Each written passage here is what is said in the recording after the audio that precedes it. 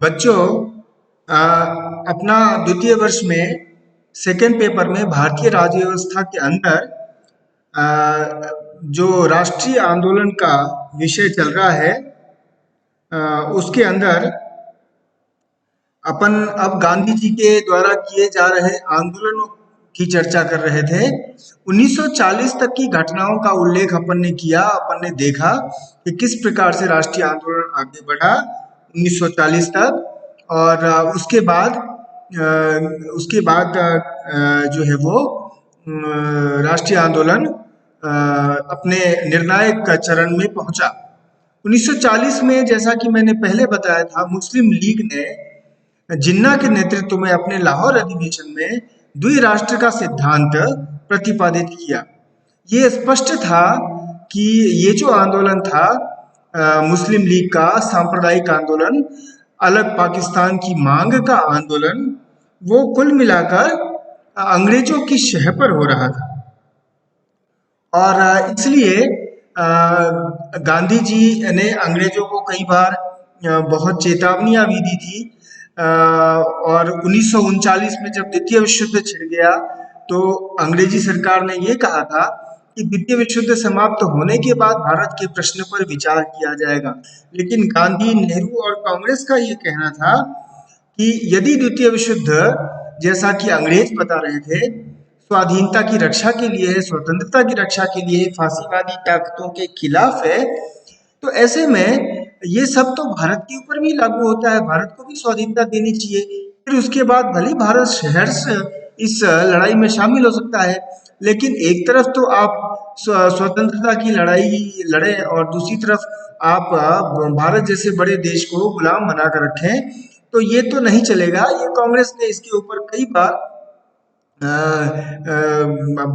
अपने विषय को, अपने विचार को रखा। लेकिन अंग्रेज जो है वो भारत के प्रश्न को, भारत के स्वाधीनता के प्रश्न को इस समय सॉल्यूशन इसका देने के पक्ष में बिल्कुल नहीं थे। 1939 में, 40 में, और उस समय उसके बाद भी गांधी जी ने कहा भी था कि भारत को भारत के लिए छोड़ दो, भारत को जापान के लिए छोड़ के मत जाना, भारत को जैसा भी है वैसा छोड़ दो, भगवान के भरोसे छोड़ दो, असंभव हो तो उसे अराजकता की स्थिति में छोड़ दो, लेकिन भारत को छोड़ो। और ये कुल मिलाकर जो है, ये स्थिति अब एक प्रकार से निर्णायक लड़ाई के निर्णायक स्टेज में पहुंच रही थी। 1940 में ही गांधी जी ने व्यक्तिगत सत्याग्रह लॉन्च किया। व्यक्तिगत सत्याग्रह, जिसमें डॉक्टर राजेंद्र प्रसाद उनके व्यक्तिगत सत्याग्रही प्रथम बने थे। बाद में ये व्यक्तिगत सत्याग्रह है, इसका उद्देश्य यही था कि अंग्रेजी सरकार को भारत की स्वाधीनता के लिए तैयार करना। 40 में लेकिन मुस्लिम लीग ने वो अपनी पाकिस्तान की मांग स्पष्ट रूप से रख दी लाहौर अधिवेशन में, और फिर एक प्रकार से भारत का जो स्वाधीनता का प्रश्न था, जैसा कि अंग्रेज चाहते थे, वो एक त्रिकोणीय बन गया। अब सिर्फ कांग्रेस से नहीं निपटना था। अंग्रेजी सरकार ने, औपनिवेशिक सरकार ने जानबूझकर इस लड़ाई को वो त्रिकोणीय बनाने की कोशिश की कि ये मुस्लिम लीग भी एक पार्टी है इस स्वाधीनता में। तो अब थोड़ा सा ऐसे ही ये स्थिति और उलझने लगी, जानबूझकर उलझाने की कोशिश की गई। 1942 में जो है वो क्रिप्स मिशन प्रस्ताव आया, और जिसके अंदर ये अंग्रेजों ने स्वीकार किया कि इस प्रश्न को युद्धोपरांत किया जाएगा, युद्धोपरांत इसका समाधान दिया जाएगा। कांग्रेस को स्वीकार नहीं था। 1942 में भारत छोड़ो आंदोलन, गांधी जी का तीसरा जन आंदोलन, तीसरा सबसे बड़ा आंदोलन प्रारंभ हुआ।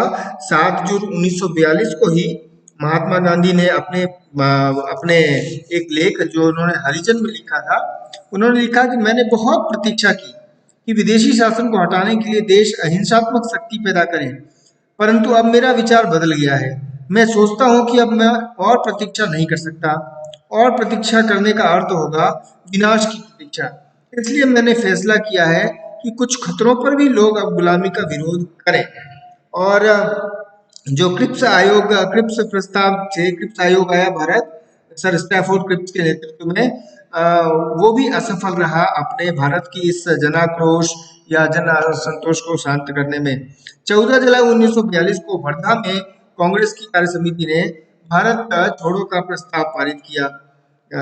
और इसके बाद कांग्रेस की अखिल भारतीय समिति की बैठक 7 अगस्त 1942 को मुंबई में हुई और इसमें आंदोलन करने के प्रस्ताव को कार्य समिति ने 8 अगस्त को पारित किया।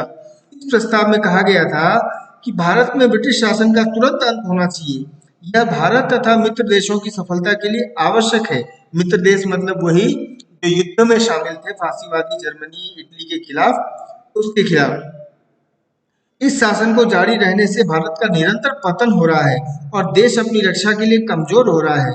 फांसीवाद के विरुद्ध सफलता पुराने उद्देश्यों, नीतियों, उपायों से चिपके रहने से नहीं हो सकती। भारत की स्वतंत्रता से ही ब्रिटेन और मित्र राष्ट्रों को आंका जा सकता है। स्वतंत्र भारत इस सफलता को अवश्य प्राप्त करेगा। और इस प्रकार इस तरह के जो प्रस्ताव है, इसी को आगे बढ़ाते हुए पंडित जवाहरलाल नेहरू ने उस समय कहा था, हमने स्वयं को अग्नि में धकेल दिया है।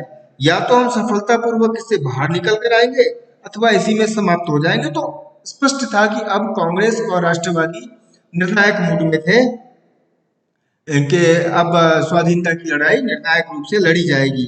भारत छोड़ो का जो प्रस्ताव था, 8 अगस्त को जो प्रस्ताव पारित हुआ, उसके बाद 9 अगस्त को ही जो ग्वालियर टैंक मैदान मुंबई में ये आंदोलन लॉन्च होने वाला था।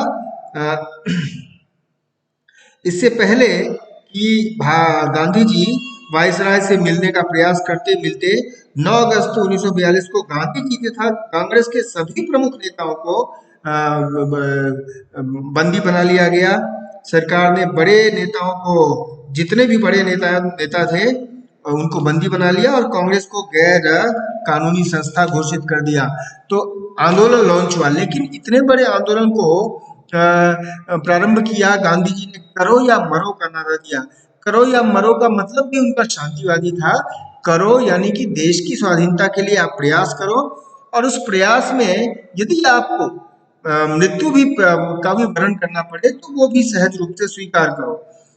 हालांकि इसमें हिंसा का भाव नहीं था, लेकिन यह भी सच है कि इस आंदोलन में जो फ्रंटलाइन लीडर्स थे वो अरेस्ट हुए, वो गिरफ्तार हुए। इसके बावजूद ये आंदोलन समाप्त नहीं हुआ। गांधी जी ने असहयोग आंदोलन की तरह इसको स्थगित नहीं किया।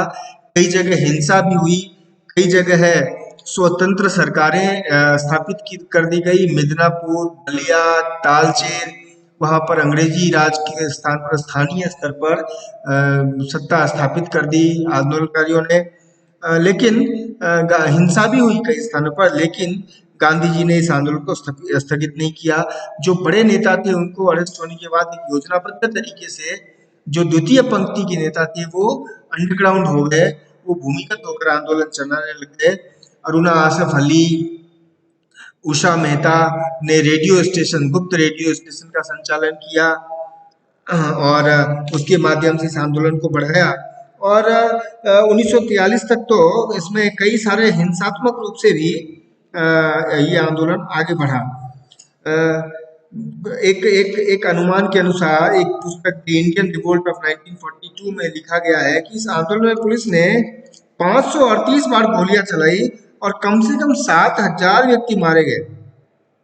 60,000 व्यक्तियों से अधिक गिरफ्तार हुए और गैर सरकारी आंकड़े तो 40,000 तक मृत्यु को बताते हैं। इस सब के बावजूद गांधी जी ने आंदोलन नहीं स्थगित किया। यद्यपि गांधी जी ने आंदोलन के हिंसात्मक होने का प्रायश्चित करने के उद्देश्य से 10 फरवरी 1943 से 21 दिन का उपवास प्रारंभ किया, जिसकी देश और विदेश में भी काफी जिसको कवरेज मिला। और गांधी जी की अस्वस्थता को देखते हुए उनके विरोधी मुस्लिम लीग ने भी उनको उपवास समाप्त करने की अपील की, किंतु गांधी जी ने इस 21 दिन का उपवास सकुशल पूरा किया। और बाद में गांधी जी को सरकार ने भी रिहा किया अस्वस्थता को देखते हुए। इस आंदोलन में जयप्रकाश नारायण, अरुणा आसफ अली समेत कई लोगों ने जो है इसकी सफलता में अपना योगदान दिया। लेकिन कई लोग इस आंदोलन के विरोध में भी खड़े हुए, जैसे कम्युनिस्ट थे, उन्होंने इसका विरोध किया क्योंकि इस आंदोलन का जब वो अ, जब वो समर्थन कर रहे थे, उसी समय सोवियत संघ मित्र राष्ट्रों की ओर, ब्रिटेन की ओर शामिल हो गया, तो रातों रात कम्युनिस्टों की आस्था बदल गई। उन्होंने एक प्रकार से इस आंदोलन का विरोध कर दिया और कहते हैं कि उन्होंने मुखबिरी भी की राष्ट्रवादी नेताओं के खिलाफ। इसके कई उदाहरण भी है। यद्यपि ये आंदोलन असफल रहा, लेकिन इस आंदोलन ने अब ये तय कर दिया था कि अब बिल्कुल ही अंग्रेजी राज का टिकना मुश्किल है भारत में, क्योंकि इस आंदोलन का व्याप, इस आंदोलन की जो जन प्रसार, जन प्रचार था, वो इतना ज्यादा था कि अब एक पॉपुलर रिवोल्ट के रूप में ये कन्वर्ट हो गया था। एक लोकप्रिय विद्रोह के रूप में ये धीरे धीरे इसका आकार हो गया था भारत में, और इसको संभालना अंग्रेजों के वश में नहीं था। फिर बाद में देखते हैं कि 1944 में मेबेल योजना आती है। 1945 में फिर जो है वो शिमला समझौता, शिमला सम्मेलन हुआ मुस्लिम लीग और कांग्रेस के बीच में, लेकिन वहां भी समाधान नहीं हो पाया। फिर बाद में 1945 में ही 1946 में 45 में जो आईएनए ट्रायल्स थे, आजाद हिंद फौज के सेनानियों के ऊपर, जो लाल किले में मुकदमा चला, जिसमें शाहनवाज, ढिल्लो और सहगल, तीन अलग अलग पंथों के जो व्यक्ति थे, उनसे एक अभूतपूर्व हिंदू, मुस्लिम और एक सांप्रदायिक एकता उत्पन्न हुई, और इसने एक देश में देशभक्ति का अजीब सा ज्वार पैदा किया जो अंग्रेजी राज के बिल्कुल खिलाफ था। और वो किसी तरह से इस आंदोलन के इस ट्रायल्स के माध्यम से, उस मुकदमे के माध्यम से आजाद हिंद फौज के इन सेनानियों को दंडित होने देखना नहीं चाहते थे। अंग्रेजी राज के खिलाफ भावनाएं बहुत ज्यादा हुई। 1946 में तो royal Indian navy RIN revolt भी हुआ, यानी कि खुद भारतीय नौसेना के भारतीय जवानों, सैनिकों और नौसैनिकों ने विद्रोह कर दिया था। तो ये बहुत ज्यादा अब स्पष्ट था कि ये अब बहुत संभालने लायक नहीं है, संभालने की स्थिति में नहीं है। तभी 1946 में कैबिनेट मिशन आता है और फिर भारत की आजादी की पृष्ठभूमि तैयार होनी शुरू होती है। 1946 में ही ब्रिटेन में लेबर पार्टी की विजय हुई, सरकार बनी और उन्होंने घोषणा कर रखी थी कि भारत को आजादी दी जाएगी, और तदनुसार कैबिनेट मिशन योजना भारत भेजी गई, जिसके बाद भारत की आजादी की पृष्ठभूमि तैयार हुई। वो कैबिनेट मिशन और उसके बाद से 1947 की भारत की आजादी, या आजादी यूं कहें कि विखंडन, भारत का विभाजन, जैसे आज 14 अगस्त भी है, तो हम देखते हैं कि भारत के विखंडन का दिवस है आज। तो वो विखंडन और आजादी कैसे मिली भारत को, उसकी एक पूरी जो स्पष्ट उसका विश्लेषण है, कैबिनेट मिशन से लेकर संविधान निर्माण की कहानी से लेकर और आजादी तक, वो मैं आपको अगले व्याख्यान में बताऊंगा।